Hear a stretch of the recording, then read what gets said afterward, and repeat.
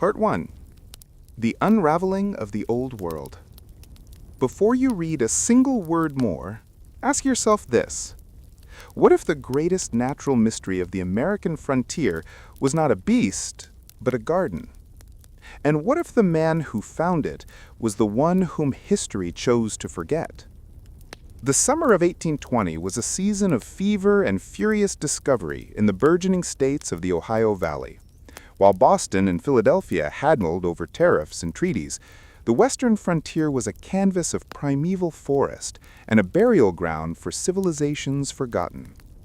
It was here, in the muggy, mosquito-ridden heat of a Kentucky August, that Constantine Samuel Rafinesque, a man considered by many of his contemporaries to be a raving lunatic or, perhaps worse, an enthusiast, saw his future, quite literally, floating in a jar of brine. Rafinesque, a polyglot polymath, a Sicilian, French, German intellectual whose coat was perpetually stained with ink or plant juices, had secured a precarious, often mocked professorship at Transylvania University in Lexington.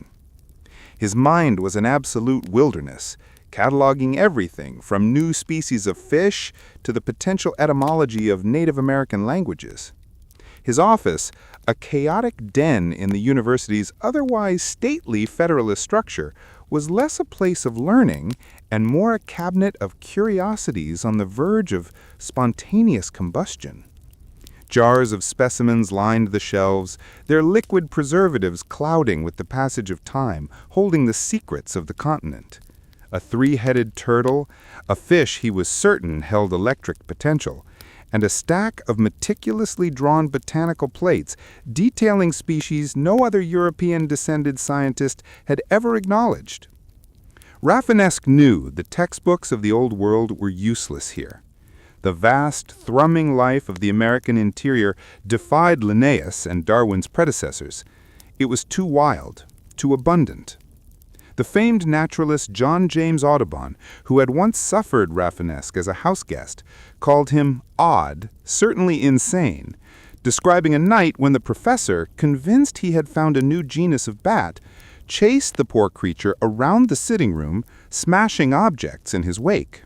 But Rafinesque possessed a singular, terrifying insight that separated him from the mere collectors. He believed the entire American continent was founded upon an environmental antiquity vastly deeper and more complex than Europe's. This was not merely wilderness. It was a layered history, physical and biological, waiting to be unpeeled. His obsession, the source of his current fevered preparations, was not gold nor land, but a species of plant he had only read about in fragmented, unreliable Cherokee and Shawnee accounts. Amadag, the earth's eye. A flower that bloomed only in the precise, high-elevation river bends, and which the indigenous healers claimed could instantly staunch the flow of blood, or, if incorrectly prepared, poison a man faster than a copperhead snake. His opportunity came in the form of a rival and an irresistible mystery. The Cincinnati Challenge. Rafinesque's greatest intellectual nemesis was Dr. Daniel Drake, the ambitious, socially polished, and profoundly skeptical founder of the Medical College of Ohio in Cincinnati. Drake represented the respectable face of American science, orderly, pragmatic, and dismissive of anything that smacked of folklore or enthusiasm. Drake had recently published a scathing, anonymous critique of Rafinesque's preliminary work on the Mound Builders, the ancient, pre-Columbian peoples who had left behind monumental earthworks across the Midwest. Drake, like most Eastern intellectuals, believed the mounds were built by a lost superior European race that had vanished, unwilling to credit the ancestors of the current Native American tribes with such sophistication. Rafinesque, however, was adamant. To deny the children of this soil their own past is to deny the soil itself, he had scribbled in a marginal note that bordered on the inflammatory. The mystery that united and fractured them was the Serpent Mound, hundreds of miles away in what was then the extreme southern edge of Ohio Territory, near the tributaries of the Brush Creek.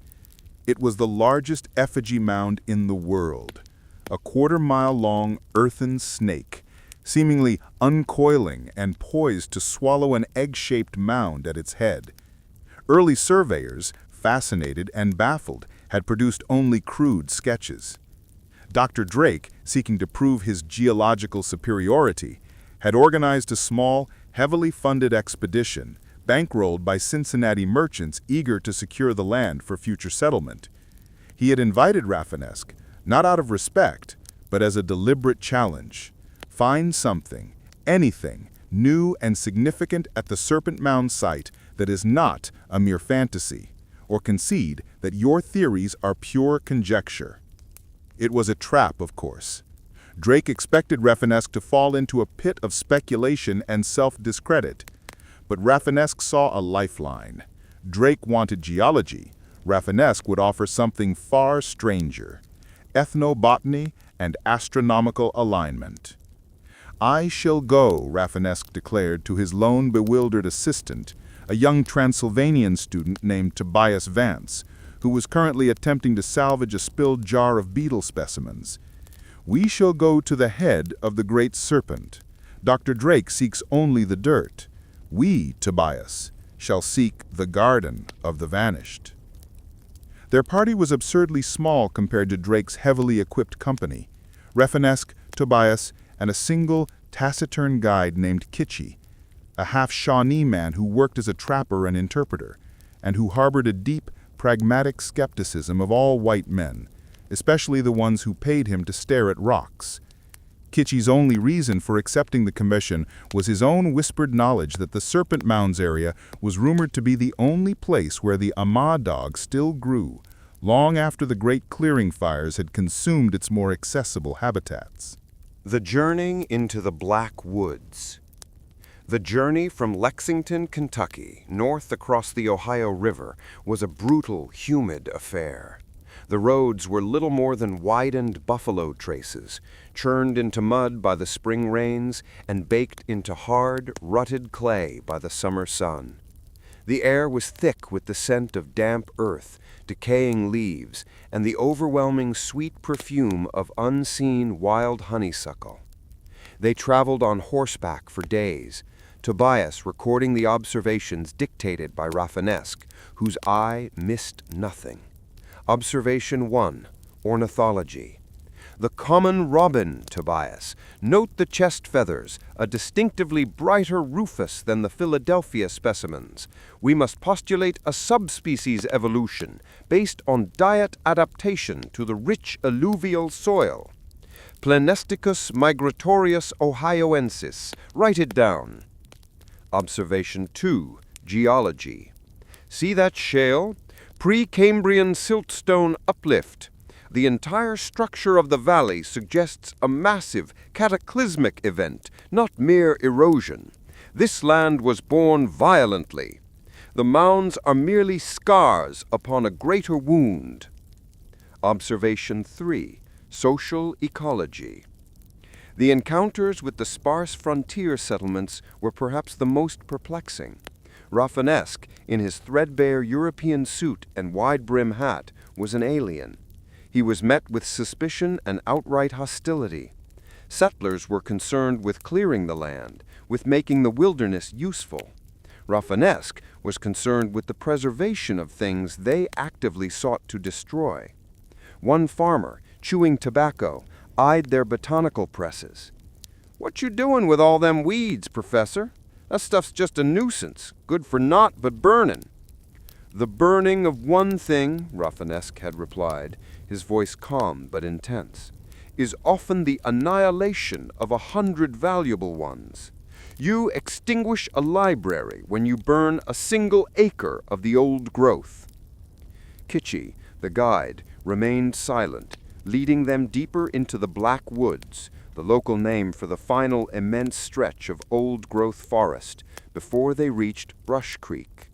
Here, the canopy was so thick that the ground was perpetually shaded, damp and cool, even at noon. The trees, massive white oaks, towering maples, and the massive shaggy-barked American chestnut formed a high, cathedral-like ceiling. The silence was profound, broken only by the crackle of a branch or the distant call of a pileated woodpecker. Kitchi spoke softly, for the first time in an entire day, pointing with his chin to a massive, moss-covered log. "The serpent sleeps here. This ground is not new." Rafinesque nodded, his eyes gleaming. He was out of the civilized world now, and he was finally in his element, the unwritten world. The rivalry at the site. The meeting between the two expeditions at the base of the Serpent Mound was less a collaboration than a confrontation. Dr. Daniel Drake, standing at the foot of the enormous earthwork, was everything Rafinesque was not. Tall, impeccably dressed in a linen suit, clean-shaven, and flanked by two burly surveyors wielding the newest, state-of-the-art telescopic leveling instruments. Drake looked like a Roman senator surveying a new province. Rafinesque looked like a moss-eaten pilgrim who had just emerged from a cave. "Ah, Professor Rafinesque," Drake greeted him, his voice carrying the resonant, slightly condescending tone of a lecturer addressing a particularly dull student. "Good day, Doctor," Rafinesque replied, dusting dried mud from his already filthy coat. He did not look at Drake, but up at the mound, which was truly breathtaking. It was a masterpiece of abstract art rendered in earth, lying on a high plateau, its coiling body following the natural contours of the hill. It was so vast that its true form was only comprehensible from a distance, or, as Rafinesque suspected, from the heavens. "And what discoveries have your romantic theories yielded thus far?" Drake prodded, gesturing toward the professor's meager pack, which contained primarily paper and presses, not shovels or chains. Rafinesque smiled, a rare, genuinely unsettling expression that transformed his face from tired to mischievous. "My theories, Doctor," he replied, dusting dried mud from his already filthy coat, "require observation, not excavation. You are measuring the snake. I am measuring the stars. Tell me, what is the precise astronomical alignment of the serpent's head?" Drake scoffed. "Alignment? The thing is a pile of dirt, Professor. We've established its head point nearly due west. It's a landmarker, no more." "No," Rafinesque corrected, turning to face his rival, his eyes suddenly sharp and focused. "The serpent's head is not pointed west. It is pointed precisely to the point on the horizon where the sun sets on the summer solstice, the longest day of the year, and the coils align to the rising of the Pleiades and the setting of the moon's northern maximum." He paused, allowing his facts to hang in the humid air, silencing the meticulous, pragmatic surveyors. "This is not a marker, Doctor. It is a cosmic clock. The question is not who built it, but why they built a calendar this large. And the answer is always the same, whether in Egypt or in Ohio: life. They were marking the seasonal return of abundance." Rafinesque did not wait for Drake's indignant reply. He gave a curt nod to Kitchi, who had already begun walking away from the others, his eyes scanning the dense underbrush that bordered the ceremonial plateau. "Tobias," he called to his assistant, "forget the head. We shall investigate the serpent's belly." He was not going to follow Drake's rules. The real astonishing discovery was not to be found in the scale of the mound, but in the microecology of the untouched ground immediately surrounding it, a tiny, undisturbed patch of original prairie flora that Kitchi's keen eye had already identified. This tiny patch was a time capsule, a true Barden of the Vanished that held the secrets of the mound builder's connection to the natural world, secrets Rafinesque intended to expose, including the mythical, miraculous Amadog.